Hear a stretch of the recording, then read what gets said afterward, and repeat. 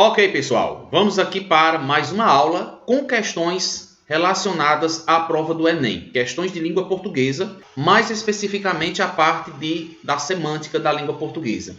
Com muita frequência a gente vê questões relacionadas a isso em gêneros textuais. Por exemplo, a charge, a tirinha, ou mesmo um anúncio publicitário, um poema.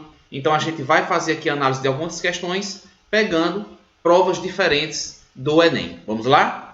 Bom, então aqui diante dessa primeira questão, nós temos aí Enem 2012, vocês têm aqui um texto dizendo rede social, e aqui um personagem, o pai de todas essas crianças, possivelmente, né? E aqui a sua esposa, ele diz assim, rede social aqui em casa é outra coisa.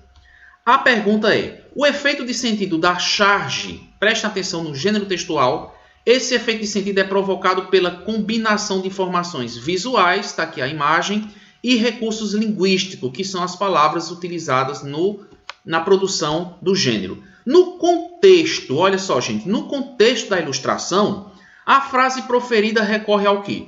A letra A, polissemia, ou seja, aos múltiplos sentidos da expressão rede social para transmitir a ideia que pretende veicular.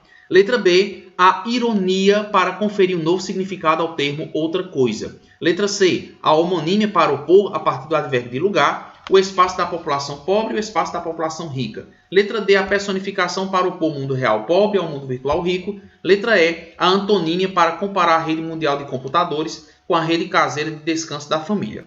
Bom, aqui a questão do Enem já traz o gênero textual, que é charge.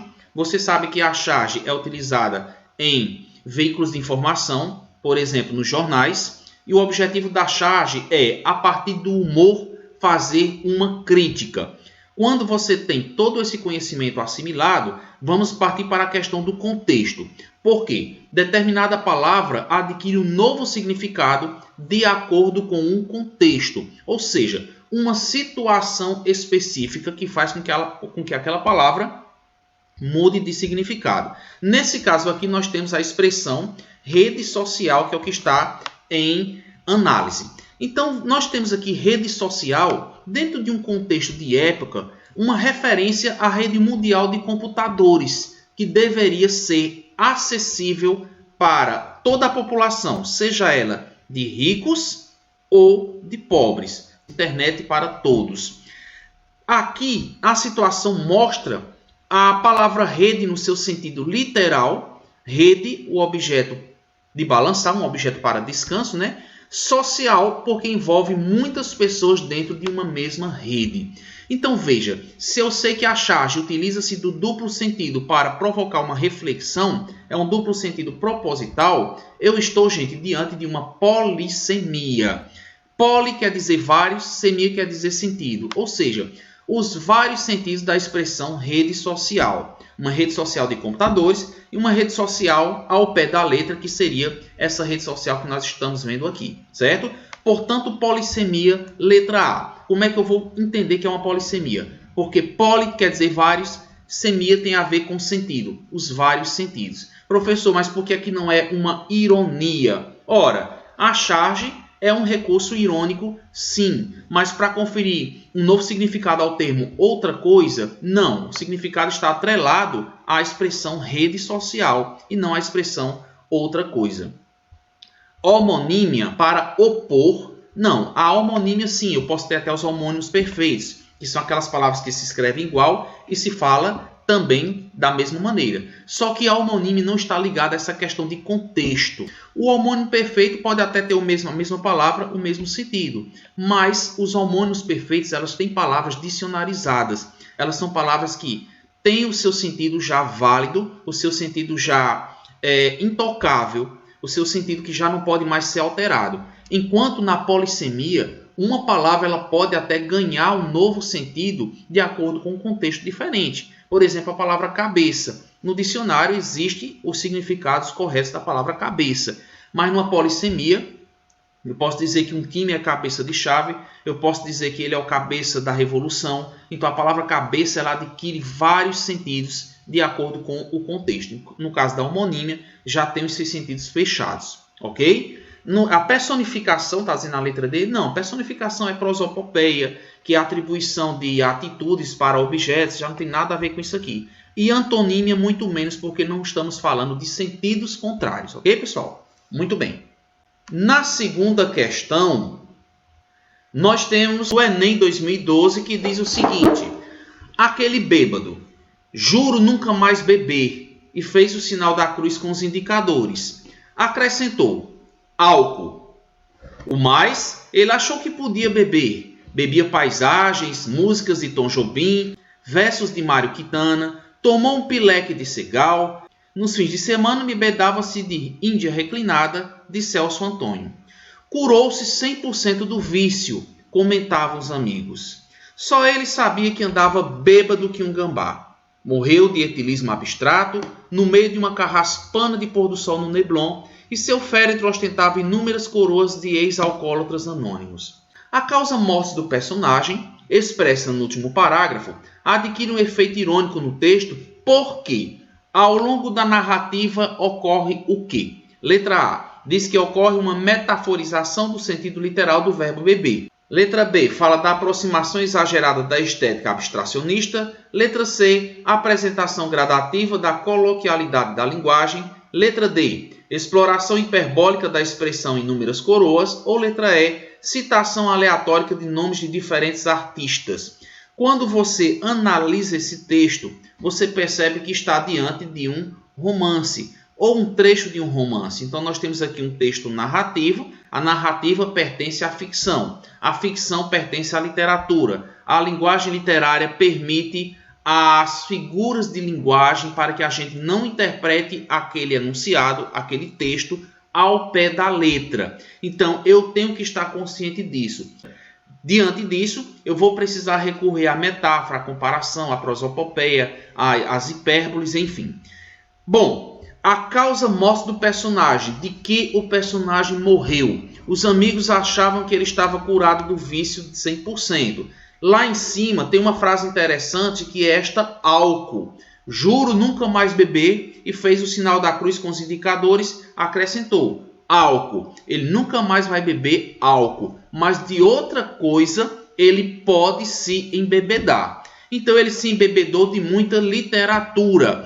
Mas professor, como é que eu sei que é de literatura? Porque eu percebo aqui os versos de Tom Jobim, eu percebo versos que são poemas, né? Versos do Mário Quintana, percebo também o nome de Segal, enfim, Celso Antônio. Eu estou diante de nomes da literatura.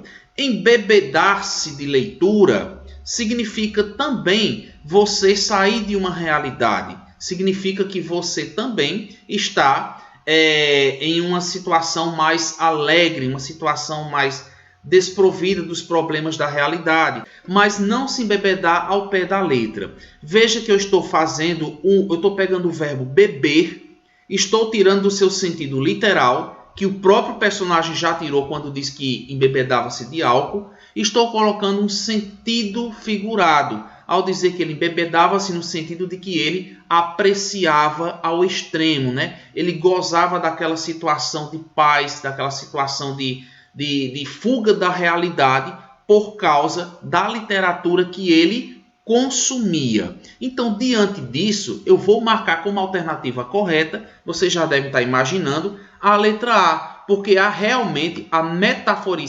metaforização do verbo beber. O personagem realmente ele se embebedava, entre aspas, né? Se embebedava de literatura e morreu justamente daquilo ali, ok? Então vamos agora aqui para a terceira questão, Enem 2015, texto aquarela. Aqui você já percebe que está diante de um poema, não é? E esse texto diz o seguinte: o corpo no cavalete é um pássaro que agoniza exausto do próprio grito. As vísceras vasculhadas principiam a contagem regressiva. No assoalho, o sangue se decompõe em matizes que a brisa beija e balança. O verde de nossas matas, o amarelo de nosso ouro, o azul de nosso céu, o branco, o negro, o negro. Muito bem. Veja que o enunciado da questão do Enem já faz para a gente um favor de contextualizar a poesia. porque às vezes um poema nos leva a várias possibilidades de interpretação. Mas quando você está diante de um texto que já está contextualizado no enunciado, fica mais fácil você fazer essa interpretação. E essa é uma das questões do Enem que tem essa vantagem. Olha só. Situado na vigência do regime militar que governou o Brasil na década de 70, o poema de Cacaso edifica uma forma de resistência e protesto a esse período. Olha só, uma forma de resistência e protesto a esse período. Que período? O período do regime militar. E aqui você puxa um pouquinho o seu conhecimento sobre regime militar, anos 70, a parte da história do Brasil, né, que envolve bastante a questão política. E aqui vejam a palavra metaforizando. Outra vez o enunciado já deixa claro. Estamos diante de um poema que traz uma metáfora.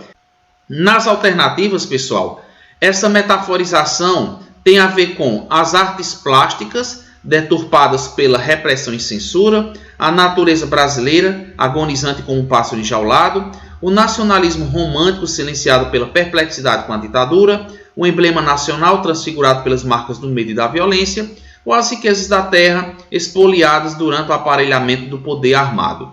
Ora, vamos então, eu vou colocar o texto e o enunciado numa página só, para a gente fazer aqui uma análise mais precisa. Pronto, vejam só, está aqui o texto, está aqui a questão. Gente, vejam aqui falando sobre o corpo no cavalete. A gente sabe que o cavalete é aquele instrumentozinho de madeira que o pintor utiliza para colocar os diferentes tons de tinta com os quais ele vai pintar alguma coisa. Há um corpo, esse corpo ele compara a um pássaro que agoniza exausto no próprio grito. E ele diz que as vísceras desse corpo vasculhadas principiam uma contagem regressiva. Como assim essa contagem regressiva? O sangue que vai se espalhar, olha só, no assoalho o sangue se decompõe em matizes. O que são as matizes? As tonalidades que uma cor vai adquirindo. No caso, esse sangue, o sangue desse corpo, ele vai adquirir várias matizes, ou seja, várias tonalidades. Essas tonalidades que a brisa beija e balança, leva a entender que é um corpo esquecido, um corpo abandonado, né? Já que a brisa beija e balança esse sangue que vai se espalhando. E aí nós temos esse sangue se decompondo em matizes, de que maneira? O verde das nossas matas, esse sangue verde vai se espalhando, o amarelo do nosso ouro também vai se espalhando com esse corpo, o azul do nosso céu, o branco e também, além do verde, amarelo, azul e branco, o negro, numa tentativa de enfatizar uma questão social também dentro de um poema.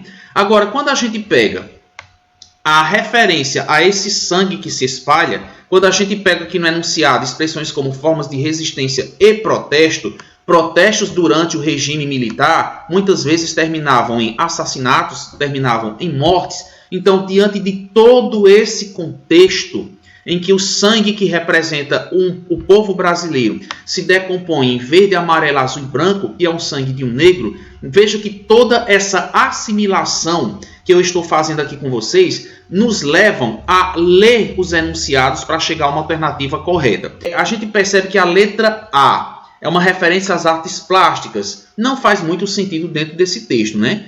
A referência à natureza brasileira.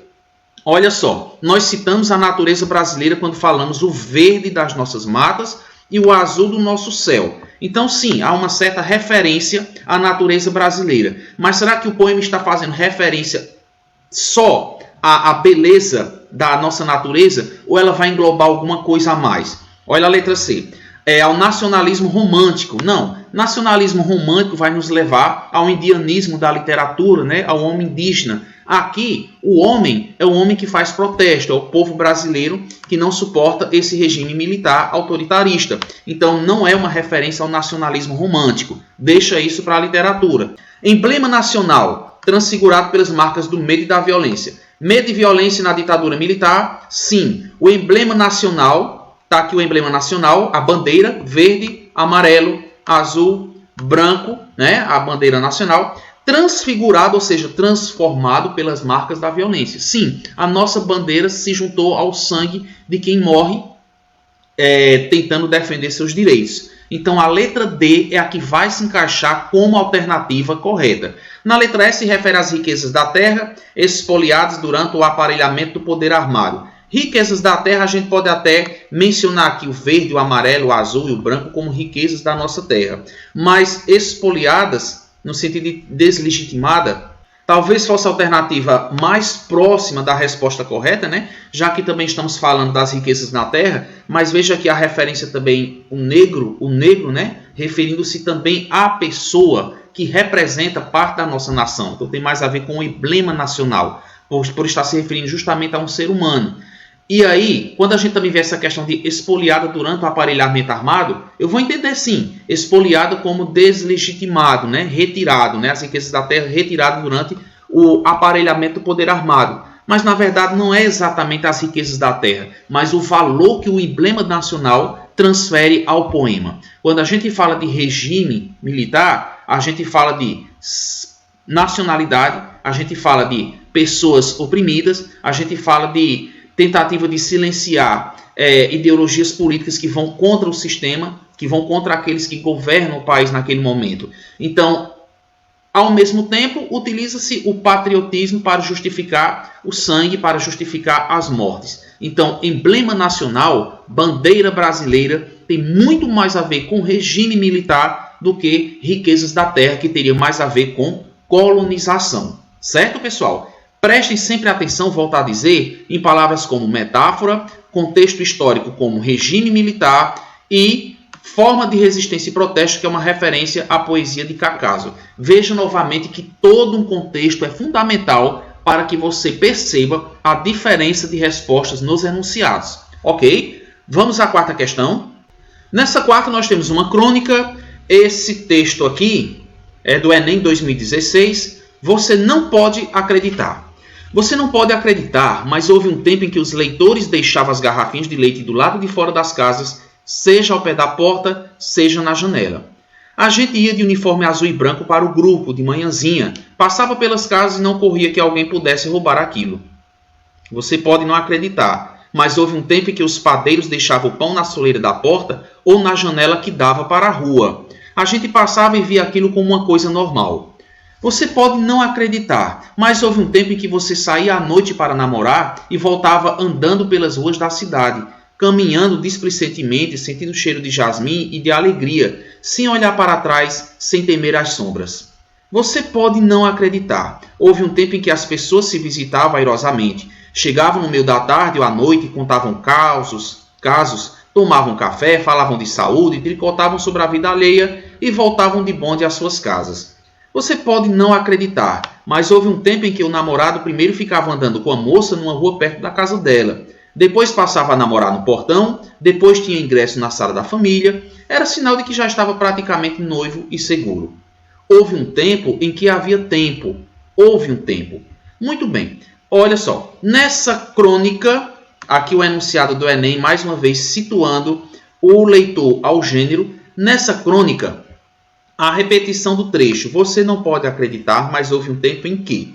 Configura-se como uma estratégia argumentativa que visa, vamos lá, essa estratégia argumentativa visa, letra A, surpreender o leitor com a descrição do que as pessoas faziam durante seu tempo livre antigamente. Letra B, sensibilizar o leitor sobre o modo como as pessoas se relacionavam entre si num tempo mais aprazível. Letra C, advertir o leitor mais jovem sobre o mau uso que se faz do tempo nos dias atuais. Letra D, incentivar o leitor a organizar melhor o seu tempo sem deixar de ser nostálgico. Letra E, convencer o leitor sobre a veracidade de fatos relativos à vida no passado. Pessoal, novamente a gente lembra, estamos aqui diante de uma crônica e quando a gente olha esse texto, a gente tem que lembrar qual é o sentido de uma crônica. Você vai entender o seguinte, a crônica é um tipo de texto que traz uma situação do cotidiano, mas ela provoca no leitor uma reflexão, que a maneira como esse assunto foi colocado no texto chama a atenção do leitor. Então veja só, se eu estou falando de sentimento, de reflexão, de nostalgia, qual alternativa você marcaria? A letra A diz que procura surpreender o leitor com a descrição. do que as pessoas faziam durante o tempo livre. Na verdade, ele faz sim essa descrição, também faz essa narração, mas a questão de surpreender o leitor, será que seria a alternativa correta em relação à crônica? Será que a crônica tem essa intenção de surpreender o leitor? Vamos ver a letra B. Sensibilizar o leitor sobre o modo como as pessoas se relacionavam num tempo mais distante. Veja o verbo da letra A, surpreender o leitor. Veja o verbo da letra B, sensibilizar o leitor. A letra C diz que ele procura advertir o leitor sobre o mau uso que se faz do tempo nos dias atuais. Na verdade, a crônica não tem essa função de advertir, de fazer uma advertência, uma chamada, né? Não é a função da crônica. Por enquanto, a gente fica entre a letra A e entre a letra B. Claro que eu não vou esquecer que a gente pode até refletir, não ser advertido, mas refletir sobre o mau uso do tempo nos dias atuais. Mas o verbo advertir não combina. Letra D. Incentivar o leitor a organizar melhor seu tempo sem deixar de ser nostálgico. Incentivar o leitor, será que é o objetivo da crônica? Não. Letra E. Convencer o leitor sobre a veracidade de fatos. Ora, quem procura convencer o leitor sobre veracidade de fatos é uma notícia e não uma crônica. Assim como incentivar o leitor, quem procura fazer isso pode ser um conteúdo de uma carta aberta, pode ser uma palestra ou um seminário, alguma palestra motivacional, né? Aí sim, teria a intenção de incentivar o leitor. Mas sensibilizar seria a palavra mais adequada. Portanto, a gente fica com a letra B, porque estamos diante de uma crônica reflexiva. Certo, pessoal? Pois bem, por hoje é isso aí.